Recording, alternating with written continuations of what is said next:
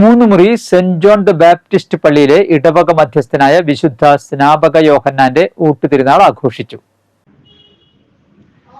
Moonnumuri saint John the Baptist പള്ളിയിലെ ഇടവക മധ്യസ്ഥനായ വിശുദ്ധ സ്നാപക യോഹന്നാന്റെ ഊട്ടുതിരുനാൾ ആഘോഷിച്ചു.